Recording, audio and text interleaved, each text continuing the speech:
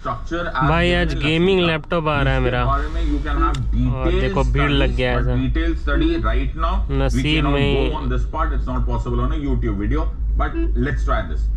India का judicial system is called as independent integrated judicial system. What does that mean?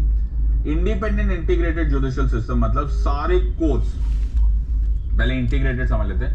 They are connected to one another. In other words, this is the subordinate court, जिसे lower courts बोलते हैं, high courts and the supreme court.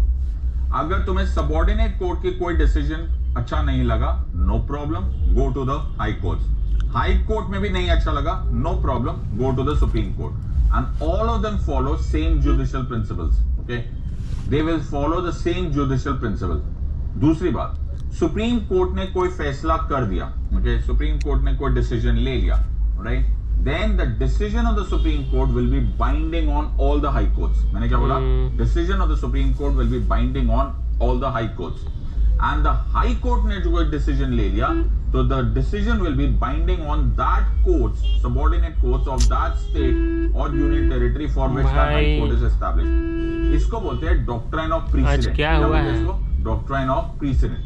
अगर ऐसा ना हो, इस road पे लोगों को जाम लगाने में मजा आता है. यूनिफॉर्मिटी ऑफ लॉ, ओके, कोई क्या डिसाइड करेगा, कोई क्या डिसाइड करेगा, and there will be chaos.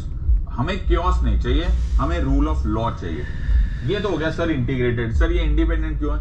क्योंकि इंडिपेंडेंट इसलिए क्योंकि ऑल्दो जब मैं केस करता हूं तो मैं यूनियन ऑफ इंडिया पे केस करता हूं, आज तक 11 बज जाए, या स्टेट ऑफ राजस्थान पे करता हूं, स्टेट ऑफ पंजाब पे करता हूं. बट आर्टिकल 12 के डेफिनेशन के हिसाब से स्टेट है, तो मैं कहीं ना कहीं चाहता हूं कि ऑल्दो टेक्निकली स्पीकिंग या थ्योरेटिकली स्पीकिंग स्टेट में एग्जीक्यूटिव, लेजिस्लेटिव एंड जुडिशरी आता है, लेकिन फंक्शनली स्पीकिंग मैंने एक चीज नोटिस की है कि सर ये जो जुडिशरी है इसको कम से कम इतनी इंडिपेंडेंस तो होनी चाहिए ना कोर्ट्स को कि अगर वो फैसला स्टेट के खिलाफ देना चाहे तो वो दे दे. In other words, it is a functionally separated, it's functionally away from the definition of the word state, although it is structurally considered as a part of the state. तो बहुत सारे अभी तक ये जजमेंट्स बड़ा क्लियरली मेंशन्ड होते जा रहे हैं that while delivering justice, judiciary should not be included as part of the state, but for administrative function it should be considered as a part of the state. ये जरूरी है in order to maintain an independent judiciary, वरना तो unbiased नहीं होगा. तो I hope you are understanding the rule of law ही खत्म हो जाएगा.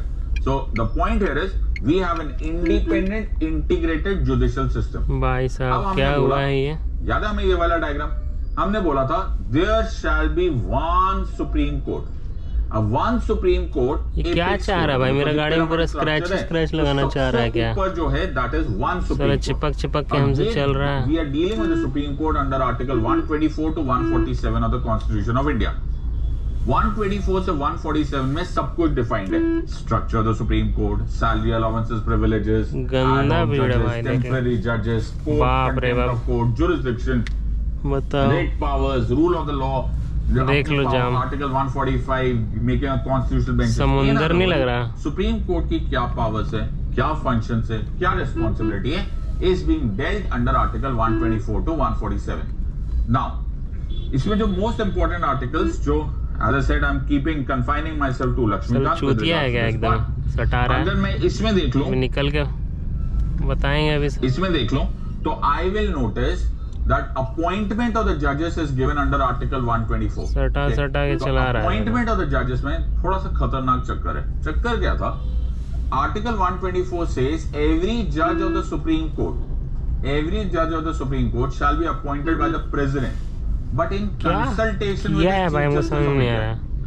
अब इतना गंदा ट्रैफिक. जो वर्ड था कंसल्टेशन, अभी तक चलाने में मजा आ रहा था, अचानक कंसल्टेशन को आप इंटरप्रेट कैसे करोगे? Okay, what is the effect of this word called as consultation? Both arguments हुए. There were many arguments with this regards to this. इसका रीजन क्यों है सर? इतना क्यों आर्ग्यूमेंट करना पड़ता है? इसका आर्ग्यूमेंट करने का ट्रैफिक है भाई. रीजन ये है गंदा कर रखा है मतलब. इंडिपेंडेंट. देखो भाई को जाना है. अगर तुम बोलते हो भाई को जाना है ट्रैफिक की, president is appointing the judiciary, तो कहीं ना कहीं ऐसा तो नहीं होने वाला कि the state is going to be having a big say in the appointment of the judiciary.